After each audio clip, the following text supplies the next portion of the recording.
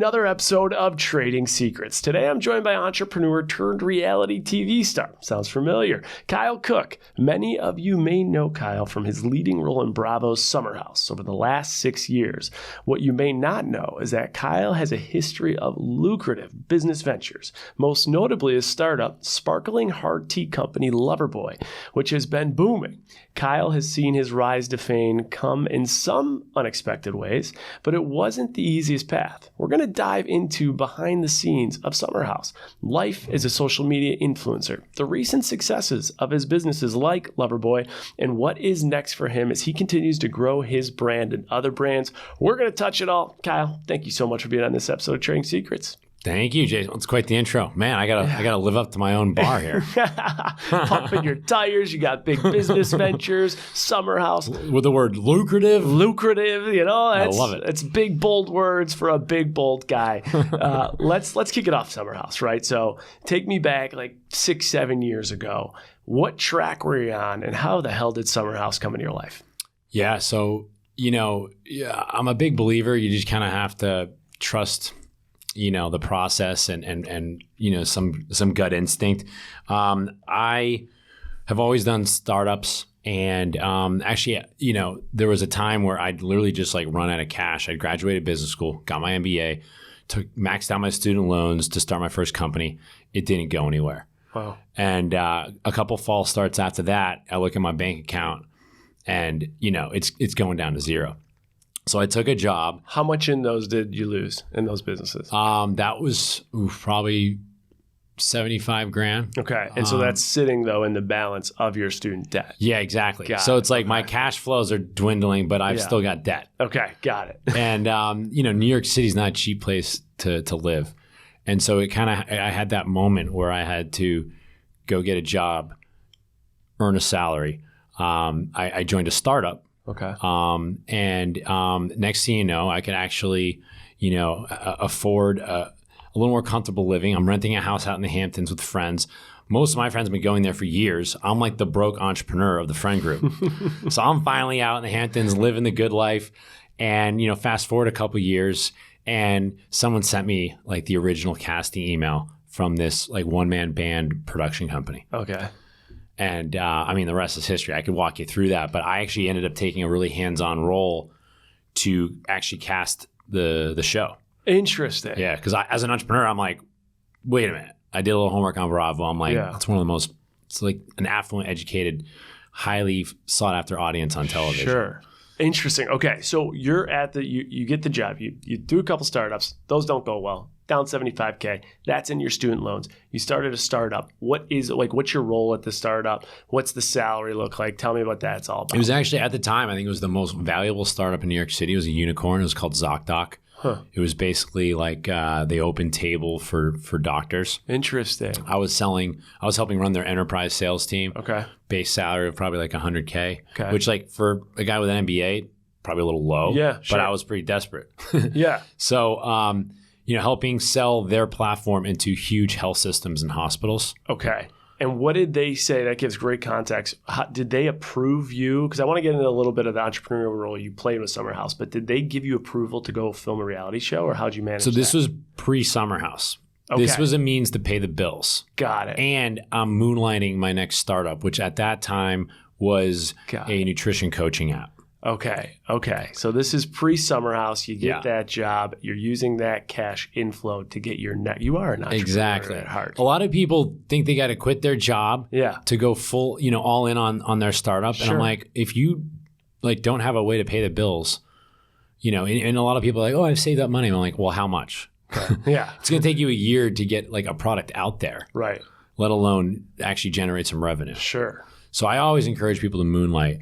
And I had already quit ZocDoc when the Summer House opportunity came around. Okay. Because I was already kind of working on my next startup. On your next startup. So you're working at your next startup when the Summer House opportunity comes around. How deep into that startup are you financially? Not and deep. Length? Not as deep as I would advise. Okay. So it's still very much an idea. But I had other ways to pay the bills. I was a founding partner in Bird Dogs, which is an apparel company. Oh, yeah. So I was involved with them. I had an Airbnb that I was basically renting out It was like a loft that I used to live with 2 other buddies of mine. Okay. They moved on, and then I rented it out. Got it. So I had like a couple revenue streams, made me feel comfortable to quit ZocDoc. And then, the summer house opportunity came around, and I was like, well, I don't need to ask my boss because I don't have one anymore. I am the damn boss. All right. Now tell me a little bit about that casting process. So you said you took a little bit of an entrepreneurial role in the casting process and developing it. Tell me a little bit about what was that like? Yeah. So by the time it shifted hands from that one-man band to 2 producers in LA, they were kind of trying to fine-tune the concept. And I'm like, well, first of all, like you got to understand, like Montauk's a lot different. And this is, a while ago. This is like 7 years ago. Yeah. Montauk's a lot different from the rest of the Hamptons. It's not what you think. It's not like, Diddy's white party every weekend and like money in your face. It's Montauk's like laid back, wear your sandals and maybe a shirt to the bar. And so I kind of had to coach them on like, take all your preconceived, notions of like what you think the Hamptons is like, sure, and then like almost throw it out the window. Wow. So I was like, you want to film it in Montauk, and you're already talking to the wrong people, because I showed up at casting thinking I would know half the people in the room, because that's just how it is out there. It's pretty small out there. Yeah, and I think I knew 1 or 2 people. Were they all from Montauk, or did they poke? No. It was just like the casting, the initial casting was just like the wrong people. Got it. And I literally went there for shits and giggles. My buddy forwarded me the email because he's got a house out there. And somehow he came across it. And he's like, if anyone's going to be involved in like ruining the Hamptons, it should be you. And I was like, thank you. Is that a compliment? Tell me more. Yeah. So, as they started listening to me more, they started fine-tuning the concept to pitch it to Bravo. And it had to be about a group of existing friends. Okay. Because look, like Real World, Jersey Shore, all those shows where you take a bunch of strangers and put them in a house, like they've been done. They've been done. So ours was like, what if it's working professionals that still have jobs in the city, whether they're startups or they work, in finance or PR or whatever, and they just do what they've already been doing, which is like renting a house but driving back and forth, back and forth, back and forth. Okay. So all of a sudden you're appealing to a slightly older demo. Okay. Like the original casting, they didn't want anyone below 30. Interesting. And then they latched on to me, and then they latched on to a couple other people because they knew that we were friends, and it kind of ballooned from there. Interesting. But that was like a 6-month process. We shot the sizzle reel, like a 30-minute sizzle reel in the fall of 2015. Okay. Bravo picked it up, and then we continued to fine-tune casting into 2016, and then we filmed season 1 the summer of 2016. When you start filming season 1, are you negotiating your contract right when you get picked up, or is that pre-negotiated before you even start sizzle if it does get picked up? Once it gets picked up, that's when you get your contract. But the way like all Bravo shows work, you're practically getting like a template, and they're like, this is the season 1 template. There's not much wiggle room. You can go hire a lawyer, get an agent. You're just literally throwing money out the window. So you're saying they just give you no room for negotiating. Right. We collectively, because it was a group of friends, right? Sure. So we collectively hired a lawyer. Okay. I ran point on that just to negotiate, things like royalties for businesses that you start and launch off the show. Yeah. Because there's something called the Bethany Frankel clause. Let's hear it. So Bethany launched Skinny Girl before any of these contracts had these royalty, sections. And I've been told on like Bachelor, Bachelorette, like it doesn't matter what business, like they want a piece. I don't know if that's the case. This is just a rumor. Whereas the way it worked with ours is like, if you see the brand or, product or whatever it is you're selling more than say 3 times and it's talked about and it has significant, exposure, then boom, like technically speaking, Bravo wants a cut. Interesting. That didn't exist pre-Skinny Girl with Bethany Frankel. So now it's called the Bethany Frankel clause. Makes sense. I mean, look what she turned into because of that. Exactly. Interesting. Okay, so we'll get into this in a minute, but Loverboy, so do they have a cut of it? Technically speaking, I mean, the odd, hopefully no one in NBC Universal legal department's listening. It's written. It's written for like book deals. Okay. Bachelor's the same way. Yeah. Like, or if you book deals, or if you use like literally Bachelor, like any type of their IP, it's got to be integrated to them or approved. Oh, exactly. Right. Yeah. Particularly if you write a book, you have to get their permission. Yeah. But like the way it's worded is not very conventional. Like I come from the startup world where, you know, most entrepreneurs, they might seek out like venture capital, Sure. you know, this and that. There's a cap table. You have an understanding of ownership, all that good stuff. They're not on my cap table. Yeah. But technically speaking, they're supposed to be able to participate in a revenue share of what I own. Interesting. Okay. Yeah. Fascinating. But it works, and this is where I negotiated because no one had ever negotiated it in the way that we did because it was written very vaguely. Yeah. And I was like, I need to be able to raise money from investors for whatever businesses I'm working on, and Bravo can't have get an a piece of umbrella that. on that. Yeah. Right. They'll be all over Right. it. Well, you won't get investor group. Right. I mean, So we fine-tune the language so it just applies to, you know, my share of like the quote unquote revenue. Got it. So when Bravo puts that template together, you start the season off. You making enough money to like take off work? Are you making decent money? No, that's season 10K? one. You know, on Bravo, you're particularly in a city like New York, you're going to need other revenue streams. Okay. Gotcha. In fact, I don't think you could live off what you make on the show in New York City until season 3 or 4. Okay. And so do you then okay, let me ask you this. You're in this 6, 7 seasons. How are you establishing what your market value should be in a group that has different following, different characters, different roles season to season? What type of information are you using to go negotiate what your value is to the table next season?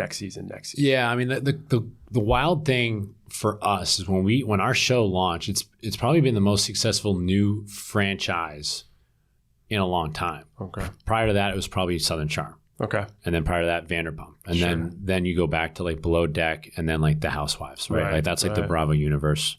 I mean, there's other shows, but $1 Million Listing being one. But the way people were consuming content really started to change, right? So when we started, Netflix, Hulu, Amazon, they weren't making their own content. Now everybody's making their own content, right? And no one watches live TV anymore. No. So like the Nielsen ratings for cable, like The Bachelor, Bachelorette, that's broadcast, right? Mm-hmm. Cable's a different ballgame. People either watch it on demand, they DVR it, or they're streaming it on like their platform of choice. And what we saw was we had one of the younger demographics on Bravo. Mm-hmm. And so NBC and pretty much every other, network out there had to create, from what this is how I understand it, their own in-house proprietary way to understand the real audience, sure, and their viewing behavior. Because if you just look at Nielsen, so I didn't have much to go off of, because if you look at the Nielsen ratings for our show, which is how they used to look at how you should be paid on TV, I mean, it was almost like the show should be canceled, right? So the only tactic that I really had at my disposal is I started making friends with people from other shows on Bravo. Okay. And just started asking around, because to this day, I don't have an agent, I don't have a manager, and I don't have a lawyer. I negotiate all my contracts. You negotiate all your contracts with Bravo directly. Exactly. That's impressive. And well, I got to put my MBA to work somehow, somewhere. I mean, we're similar in the sense that we're probably one of the few people that went to graduate school and then decided to just be like, screw it, let's go on TV. There aren't many. There aren't many. So Bravo looks at these things from an ensemble cast standpoint. I'm sure once upon a time, different housewives were on the same season, were making different rates because they were negotiating more aggressively or whatever, or they felt like they were worth more. And what that creates is almost like fourth wall drama, in the sense that like, oh, I'm not making as much as Bethany, just to use like a housewife that was part of one of the original franchises. Well, then I'm just gonna stir the pot and start a fight and throw a glass, flip a table. It's like all of a sudden you have people self-producing themselves for a higher payday, and that's next thing you know, you don't have real reality television. The show's gone to shit. I mean, and we've had two housewives on, and they've kind of gone at each other with their negotiation tactics, and like totally pointing fingers, which is wild. So I negotiate since I've been a part of it since day one. Bravo looks at it as like an ensemble cast type thing. You took the question away from me. So you negotiate on behalf of the group that was on season 1. And so every person in that group, Kyle Cooke is the guy that will negotiate the salary. Right. Wild. Yeah. And if you join season 3 or season 6, then you're basically making what we all made in our first season. So you guys have set the precedent of what everyone will make, and the wiggle room for negotiations practically nothing. Right. So like if I always say to people that join the show, in later seasons, I'm like, think twice before you give your agent or manager a piece, 15, because guess 20%. What? You're not going to get any more than what I've already negotiated.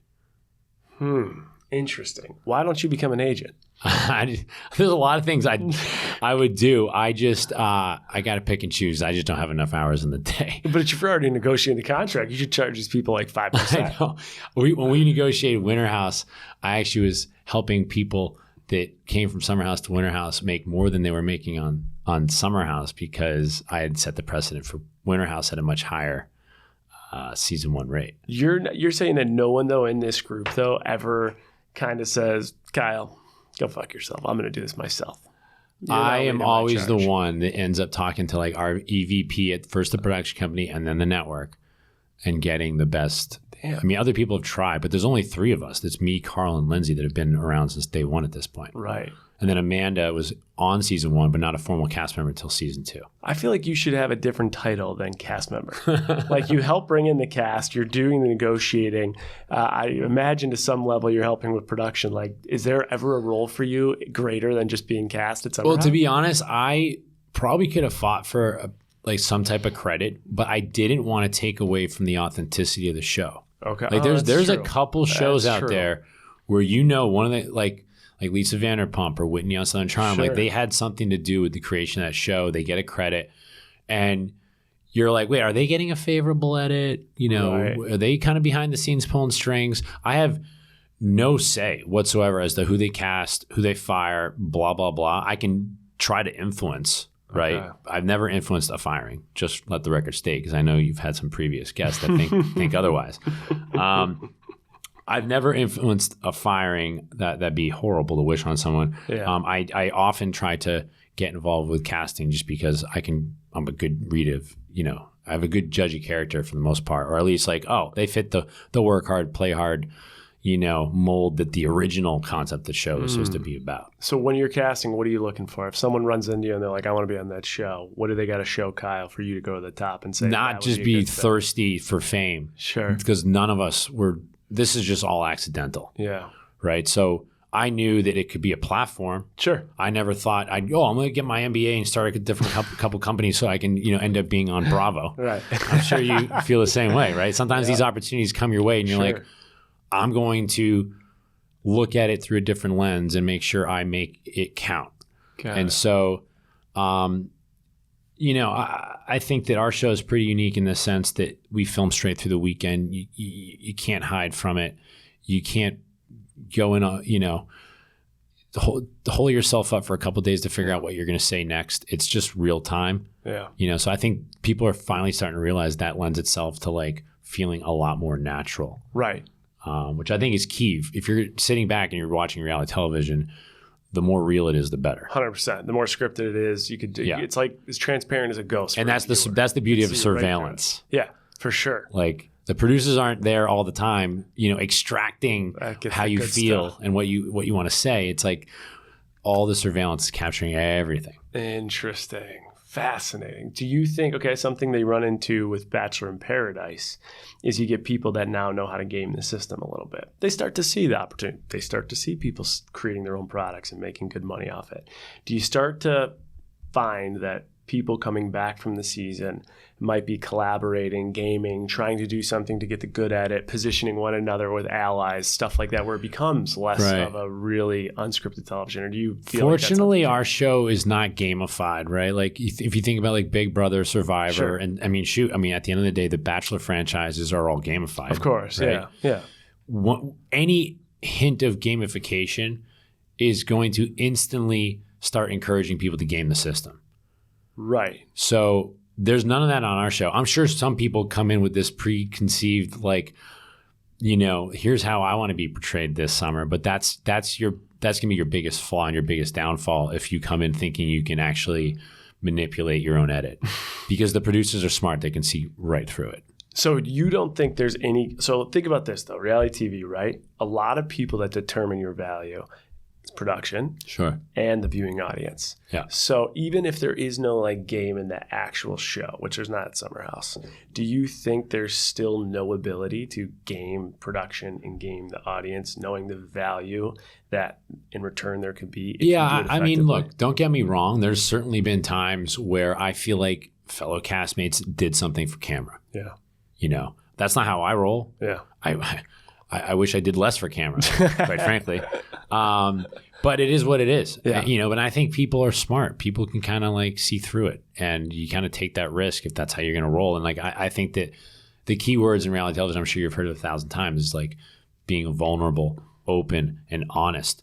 And so if you're trying to like, you know, kind of cheat the system, game it, or at least try to manipulate your edit, you know, I think your opportunity to be authentic instantly kind of goes out the window. I agree with you. There's a podcast out there that's called Game of Roses. And essentially it's like the Game of Thrones where they take all the analytics behind The Bachelor and they will rank players, they call them players, in their performance. And I got into like a little battle with one of the guys just saying, I don't know that someone could actually come in and game. He thinks they 100% can. And I said, if you game, you're going to get caught. And if you don't get caught, it's not going to behoove you. And if it does behoove you, your edit's going to be shit. Like you're going to struggle if you're trying to game because one way or another, you're going to get caught, whether it's during filming, after filming, it's just going to happen. And so it's an interesting battle. I tend to agree more with you that there's only so much you can do because you have too many people working against you. And just one last little thing, I think shows like The Bachelor, Bachelorette, and Paradise, whatever, Big Brother, Survivor. I mean, producers, I think, have a little more leeway with how they want certain people to be portrayed. Sure. Like they're going to need a villain. Yep. Right? I've known, I won't say any names, but like I've met someone who's like, yeah, she's like, I got the villain edit. Yep. I'm not a villain, but I got the edit. And fortunately, you know, our producers, they've been pretty fair. I mean, what you see is what you get. In fact, I think almost everybody that's ever come on our show, if you actually showed them at their worst, they would actually have a worse edit than the edit that they got.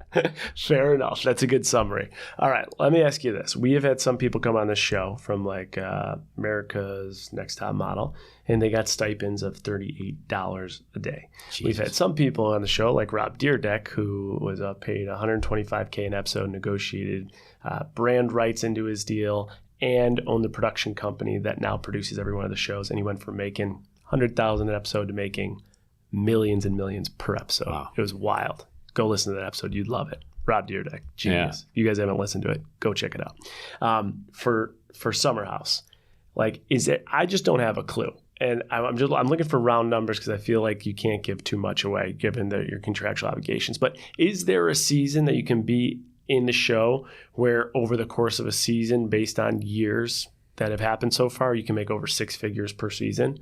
Or is it not at that point? Okay. Yeah, 6 figures. Yeah, I mean, you can kind of cross the 6-figure threshold.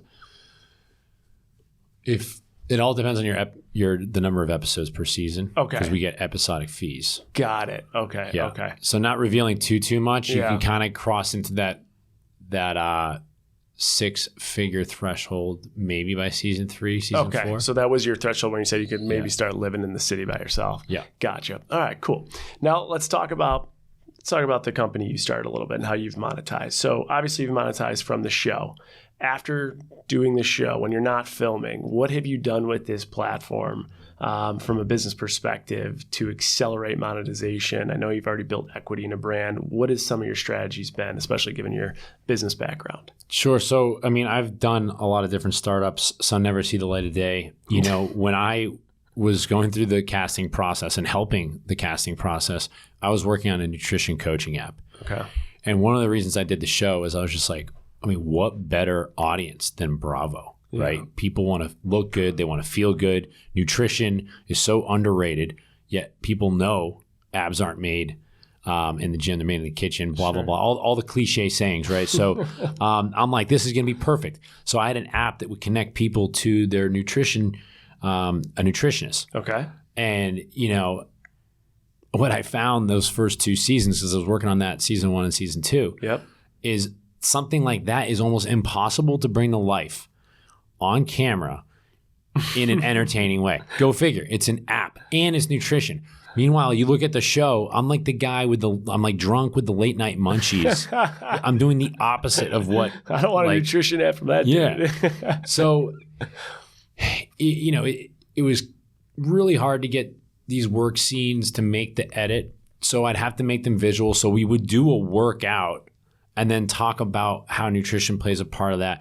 Most of those scenes end up getting cut. The few scenes that didn't, people are like, oh, Kyle's got a fitness app. And I'm like, no, it's nutrition. God damn it. Like, we don't need more fitness options. We need better nutrition. Like coaching. So that would have been an uphill battle. Yep. I knew there was an amazing audience, a loyal audience on Bravo, right? Mm-hmm. Bravo has BravoCon now. I mean, that's a testament to just the loyalty and the incredible community. And I was just listening, no one cared about my app. Everybody wanted to know what we're drinking. Gotcha. So in 2016, 2017, I mean, dude, the original Truly was in bottles in 2016. But it was in bottles? Yeah. Wow. Same with Spike. There's a fun fact. I didn't know that. Yeah. Okay. So 16 was the year that White Claw and Truly launched. We were drinking mostly Truly because we could get it on Fresh Direct, which is like a grocery store delivery. We pay for all our groceries. You pay for your groceries on the show. Yeah. That's a fun fact. So I would get us like all these like high sugar like margarita mixes, and we'd be drinking twisted teas, and then we would kind of balance out our like calorie intake by drinking these no-name Trulies. Okay. And next thing you know, season 2, Boston Beer's like, hey, we saw you drinking all twisted tea and Truly. We'd love to send you some product. And I'm like, sure. Yeah, we'll take it. We're paying for it. Yeah. We're paying for it now. We'll take it for free. Yeah, exactly. So we consumed an insane amount of Truly and Twisted season 2. And the bulb started going off. The light bulb just started going off. I'm just like, everyone wants to know about the rosé, the margarita mixes, but in particular, like what's going on with these like canned beverages that all of a sudden for the first time ever have a nutrition label. Sure. Right? Like that was the game changer for seltzer for a lot of people. Now I know what's in it. Yeah. 99% of alcohol products don't have to have a label by law. Sure. It's whack. So, yeah, I knew I had a platform. It didn't work with the nutrition app. And I was just, I had to listen, pick my head up and listen to what people did want to know about. Okay. And it was like, what are you drinking? And, here we are in a position of influence. And I could say, yeah, we're drinking Twisted, which has 30 grams of sugar a bottle. Yeah. And it's basically diabetes if you drink a 6-pack. Sure. And you're going to wake up with a gnarly hangover. I almost felt guilty telling people what we were drinking. Like a disservice by promoting this. So that's when I was like, why isn't there a better for you hard tea? And then I started doing some research. Tea's the most widely consumed beverage in the world. 9 out of 10 millennials drink tea. And meanwhile, in the alcohol world, there's basically one brand that does 90+% of the hard tea sales. And it's absolutely horrible for you. I can't think of any other. Like you name like a seltzer, I could list 5,000 of them. Yeah. Tea? Exactly. So, and tea is, these products, whether it's a hard seltzer, hard tea, whatever, they're distributed by beer wholesalers, even though they're not beer. Sure. And Twisted. That's because it's what? Malt? It's Twisted is malt. Truly is not, but it's taxed and distributed the same way. Understood. Okay, so what year was it that you started Loverboy? So I basically, like this crash course that, I went on with Amanda from a branding perspective, and then I worked with a guy that was like, we were like formulating in his Brooklyn kitchen. No shit. Like it was just like, I've got 2 months before the show starts. I'm putting the nutrition coaching app on hold, and I'm going to spend upwards of $100K to like launch this damn thing. Because I know, having started many businesses, the only way I could get friends and family to invest is if I already had a product. Yeah. Right? They got to see. No one's investing in a PowerPoint. No. So I just bit the bullet, and it was a mad dash in the spring and summer of 2018. Got it. And we were able to capture some of that on camera. And so when that aired the following year, I mean, Loverboy wasn't ready, but the awareness had already started. Interesting. All right. For people that might not know, when you start that deal, you obviously had a partner there. You're in his Brooklyn kitchen. Tell us a little bit about like the structure and the thought process of how you negotiated like equity and what you're thinking about value add for someone that has no idea. So here's the thing about alcohol. Most people in my shoes are going to go slap their name on an existing product, a Chardonnay, a tequila, whatever. Like Kendall Jenner's tequila came from a distillery that makes 60 other brands tequilas. Or it's like coffee. It's about as unoriginal as you can possibly imagine. Sure. Right? what I wanted to do, because this is just how I am as an entrepreneur, I wanted to build this thing from scratch. So from an equity standpoint, I mean, up until I raised money from friends and family, I owned 100%. I funded it to kind of get it to that point. And most of the people that I brought on early on were just paid consultants that I'd, write personal checks to. Sure. So the guy that was helping me put together the original formulas based on what me and Amanda and a couple other people were like, providing feedback and guidance, he was just someone that I paid. Interesting. Yeah, and that's how you retain. I mean, like, look, there's plenty of shortcuts. That's how you keep your equity. 99% of like celebrities with a brand, quote unquote, they've got a brand. It's not their brand. Like when Travis Scott launched Cacti, people are like, oh, how's Travis Scott got a seltzer and it's everywhere on day one? You know who actually owns it? The biggest alcohol supplier in the world. Right. A little company called AB InBev, Anheuser-Busch. Yep. Never heard of it. So what I was just like, look, people are going to wonder why it's growing so slowly, state by state by state. It's because I'm one of the very few brands just building the damn thing myself. Yeah, and the compliance and regulation and alcohol distribution's a nightmare. Yeah. So how much did you put into it? So that was, I think, just shy about $100,000 too. So I was like doubled down between Phoenix, my nutrition app, and Loverboy. I mean, I basically had taken all of my savings. And like I was basically going down to zero again, for the second time in 5-6 years. Yeah, the roller coaster. You gotta love it. That's a true entrepreneur. Where does the nutrition company stand? Our nutrition app, where does it stand? I actually just got a receipt, still like stored somewhere in the cloud, the actual code. It didn't really go anywhere. I mean, I had paying customers, but it was a grind, and I realized it was one of those businesses that even though it's tech enabled, it's still only scaled by humans, and it's a service-based industry. And I was just like, shit, this is not going to be as easy to control people's experiences and ensure they have a great experience as I would have thought. Gotcha. And so when you get to the point you're not going to scale it, it's not going to get what you want, you cut it. Most people have issues cutting it and letting it go. Yeah. You go on Loverboy. Talk to us about Loverboy's success so far. So at the time, right, 2018, there probably weren't even 10 hard seltzers. And the summer of White Claw had not happened. Yeah, that's an early time to get in the game. Yeah, I just was like, look, alcohol's 20 years behind the rest of food and beverage. Mm-hmm. The fact that alcohol had a hard soda moment in 2013, 2014, in a time where soda sales in the non-alc world were declining, was just in my mind, proof in the pudding on the big brands, the big suppliers have no idea what consumers want. Yeah. And the reason why consumers don't get what they always want in alcohol is because of the 3-tier system, which is the supplier, the wholesaler, and the retailer. Right. It's very unique to alcohol. It's all about the laws and regulations that you mentioned. It's almost especially in New York, it's almost like a monopoly. Yeah. It's crazy. It's it's insane. We can go on a tangent on that, but we'll keep it going. Yeah. So I just saw very early on, I'm like, look, if you have a canned beverage, the best distributor is going to be a beer distributor. There are thousands needed. Or there are thousands in the country. It hasn't been consolidated like wine and spirits. If you go put a label on a tequila and go sign with Southern Glazers, you can literally be in 46 states overnight. Right. If you have the capital. Not so much in beer. It's way more challenging. But I wanted to create a high margin premium product that would be at the top of a beer wholesaler's portfolio. Yep. As opposed to a low margin product in a wine and spirits distributor. Got it. And with beer, you can be in 3.5 times more retail locations in the country than selling wine and spirits due to regulations. So I'm like, what if I create a premium product that caters towards that wine and spirit consumer, which is what those are the best consumers in alcohol. Sure. It's made more readily available and the margins are great. Mm-hmm. And so look, a lot of thought went into building this thing, and that's why we're in about 39 states now. We'll be nationwide by the end of this year. We'll have 200 different distributors that we work with. I had to negotiate 200 different distribution agreements. Holy shit. It's been a massive undertaking. We did in 2 years what Sierra Nevada, Boston Beer, New Belgium, Dogfish, all these legendary craft beer brands. It took them 20 years to build a distribution network. We did it in 2. So it's been, that's why I'm not very on top of my socials because I don't have time. That is wild. Absolutely wild. So how many employees do you guys have at this point? We just had What the hell's today?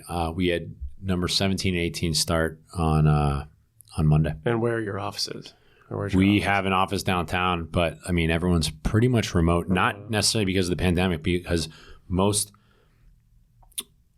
back in the day, you'd think, well, I want to hire people in New York. Sure. And that reduces your talent pool dramatically. Right. I think the pandemic has kind of opened our eyes. You can actually work remotely pretty efficiently. And a lot of the people that we're hiring are like market managers that oversee sales in various parts of the country that they need to be in. Interesting. I could ask you 1,000 questions. I'll ask you one. What's been the toughest thing about scaling? Honestly, in 2020, it was classic like supply chain stuff. I mean, there wasn't enough manufacturing line time in the can businesses, and then we ran out of cans. So in 2020, the U.S. beverage industry was 10 billion cans short of the demand. Holy shit. So a huge like can crisis, if you will. 2021, that started to get a little better, but I ended up having to import about 20 million cans from Asia, from Shanghai and Kuala Lumpur. Wow. Like we've had to figure out all of this on our own. You're importing the can. That's not your job, right? That's like distribution. Like dozens upon dozens of containers that are like, and then they're sitting on a boat outside the port of LA because of all that's going on with the global like shipping shit show. So, I mean, I've seen every possible scenario, I feel like. That is crazy. What's the end goal here? You're trying to exit the company? So we in the markets that we had product in 2020 and 2021, we were outpacing a lot of the big suppliers, big bets in hard seltzer, hard tea, and they call them RTDs, ready to drinks.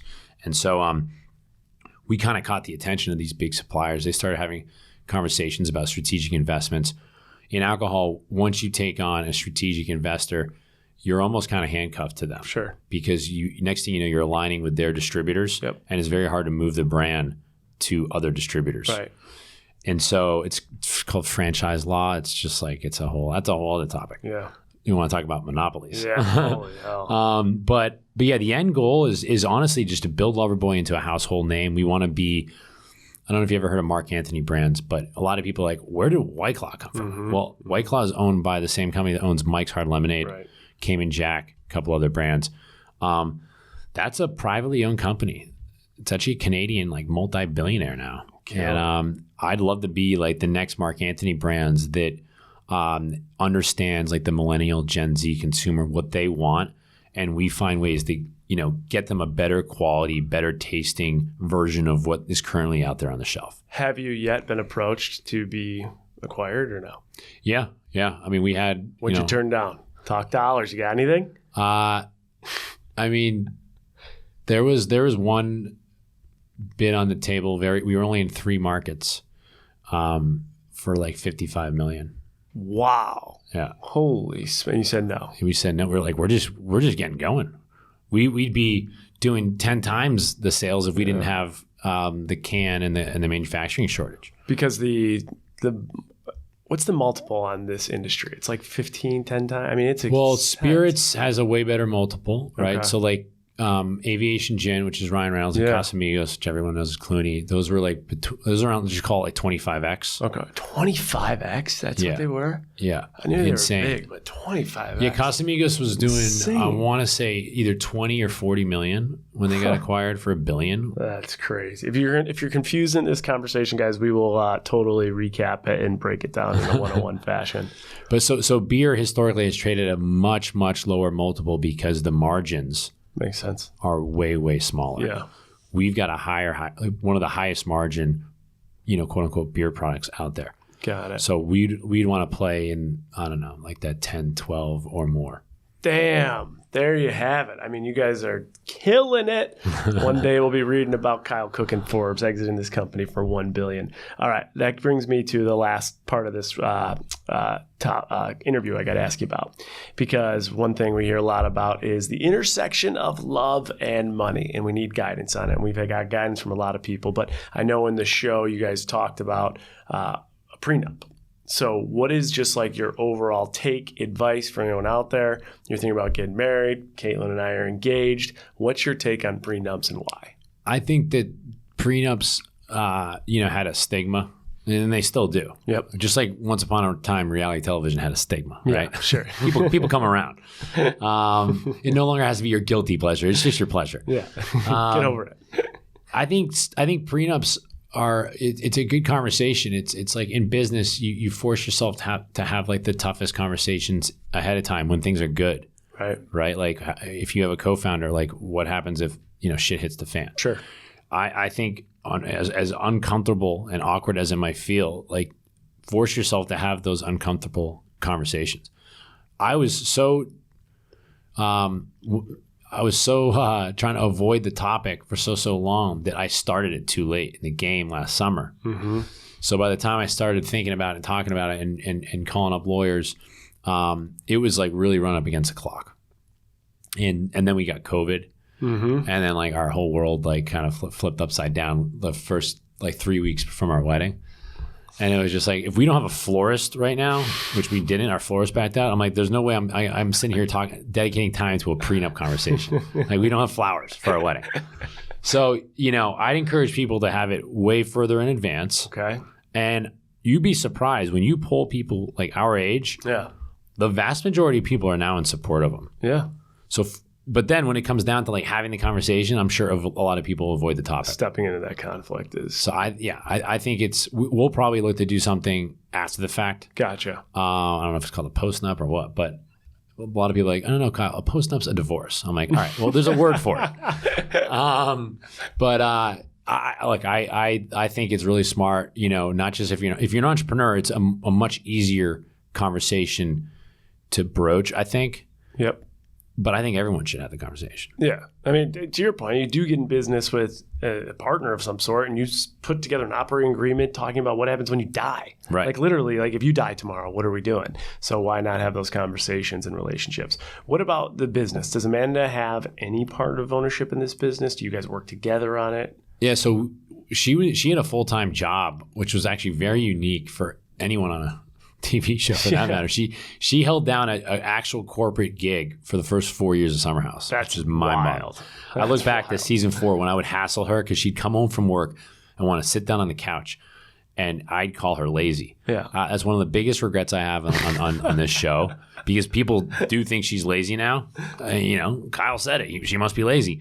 Meanwhile, it's like we're filming a show, which is time consuming, and she wants to unplug after a long day of work, just like everybody else. Sure. I'm wired differently. Yeah. So anyway, she had her full-time gig. Back then, I didn't know if we were going to be, getting married, how things were going to pan out. If she'd say yes, if I propose. So I owned 100% of the company. Okay. And I was all set to give her equity. But then I found out that once you're married, you can actually gift equity with basically zero tax liabilities. Yeah. Huh. So that's like the new plan. It's gotcha. Just like gift her a percentage exactly. of equity. Yeah. Got it. Any recommendations or advice for couples that work together, like professionally? Like literally for the same company or their own company? You guys will own equity together. Any thoughts or advice for people? I think initially Amanda's like, well, we got to draw a fine line. Like at night, at dinner or in bed, no talking business.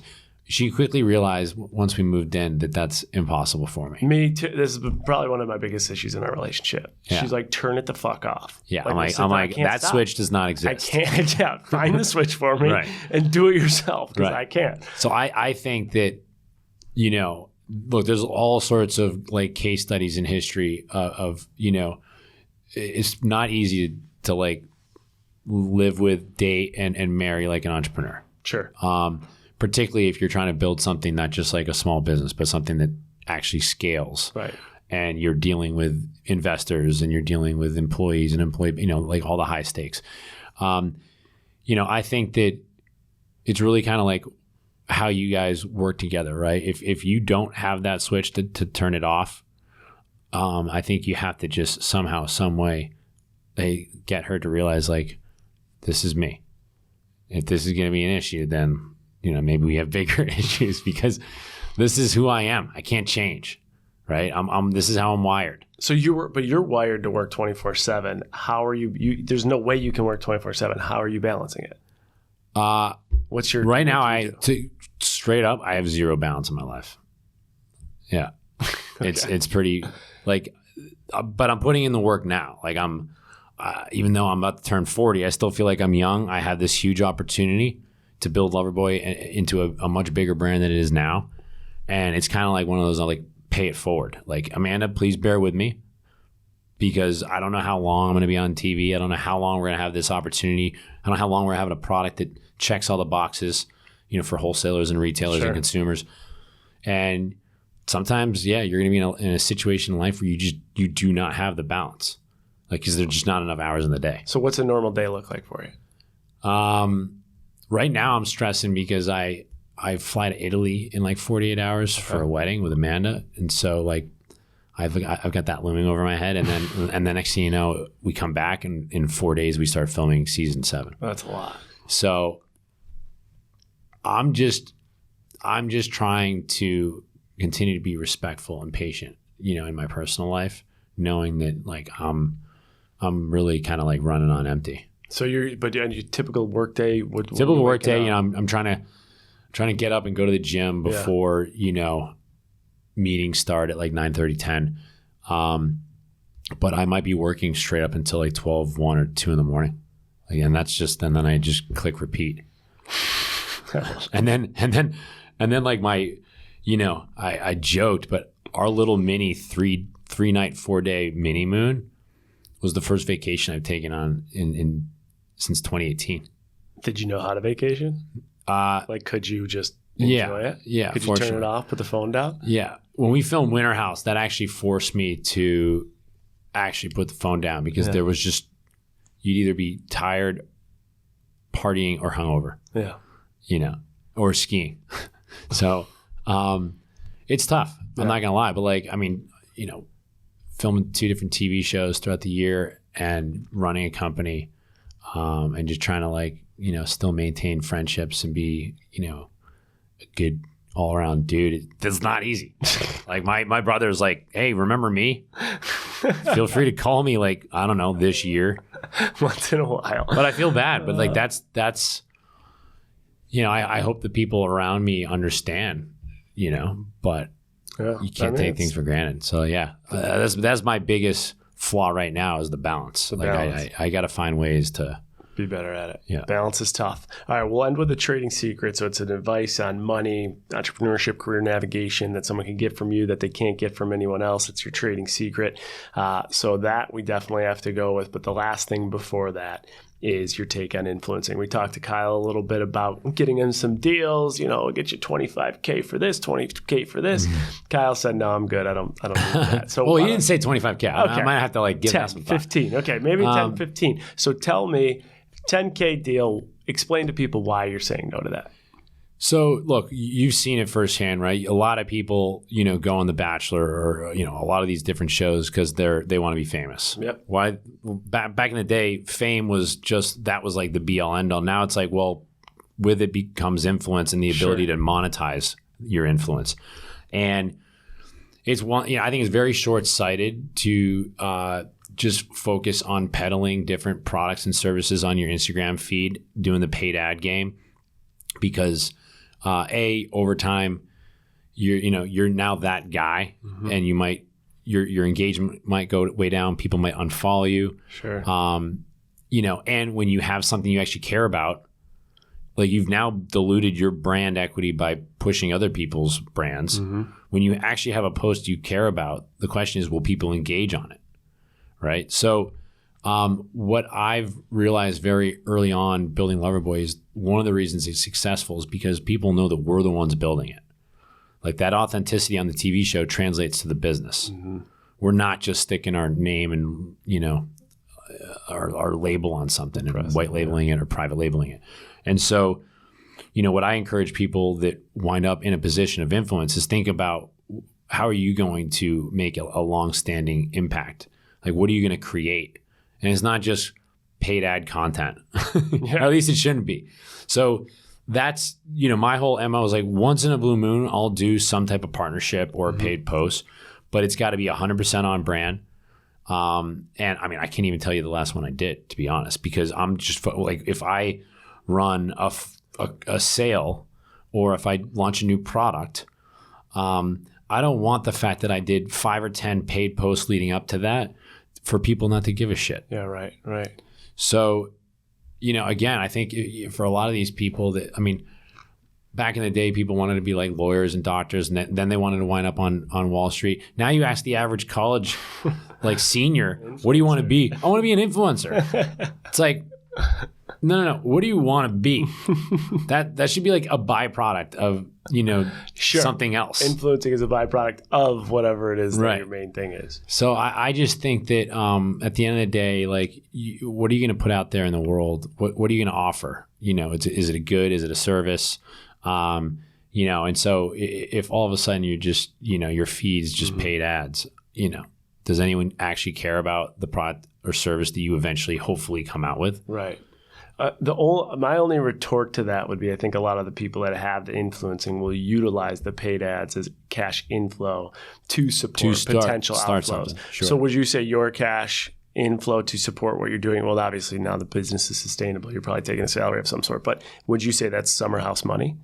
Yeah, in a way, yeah. The various things that I did, those various revenue streams over the years is what basically allowed me to start my nutrition app and then Loverboy.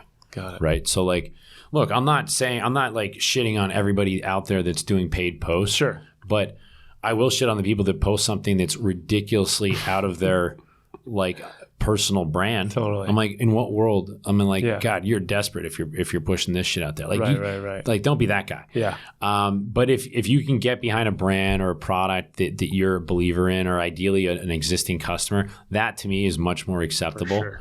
And I think people are smart enough to recognize that. I've been using this product for years. The brand reached out, got you guys a code. I'm like, all right, that's a little more. Makes a little more sense in the wheelhouse. So than me trying to push dildos or anything like that. Yeah. Well, I don't know. Maybe you're a long-time customer. You see these sex ads everywhere now. I'm like, where the hell are these even coming from? Yeah, it should be hashtag no shame. Yeah, exactly. No shame. I get it. People use sex toys, but I don't need to see it in my feed. I love it. Good for them if they're doing it and they're pulling it off. All right, Kyle, trading secret. We got to end with your trading secret. What's it going to be? So I don't know if this is going to qualify, but for people that are listening that have these entrepreneurial ambitions, I think, and I've said this a couple times, but I can't stress it enough. Not necessarily here, but just when I do have an opportunity to kind of share my story. I've talked about these revenue streams, right? And I've talked about quitting my job, and I think a lot of people will hear someone from, some venture capitalists be like, if you're not all in, if you haven't already quit your job to start your company, then you're not even on my radar. I'm not even giving you any type of credibility or legitimacy. The thing is, as a founder, one of the biggest points of stress that you're going to face is how are you covering your burn? Not just the company's monthly burn, your expenses, sure, but your personal burn. So personal burn is a real thing. And when you raise money, when you go raise venture capital, you talk about, well, how much runway, are you going to give me? So if your burn is 10 grand a month and you want to raise 18 months of runway, it's 10 times 18. Sure. Question is what do you need on a personal level? And so I really endorse the whole moonlight, your business to a place where it's finally generating revenue, or it's capable of generating revenue and capable of actually supporting you drawing a salary. Sure. Before you quit. Now, if you're not willing to burn the midnight oil, then you're not cut out to be an entrepreneur in the first place. You're not going to get there. Or you're just not doing something that you're passionate enough about.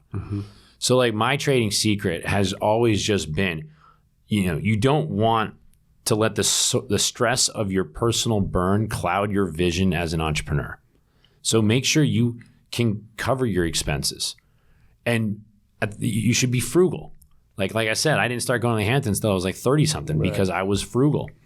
But I really do believe that a lot of people quit their job too early because they think they're going to go raise money and then pay themselves a salary.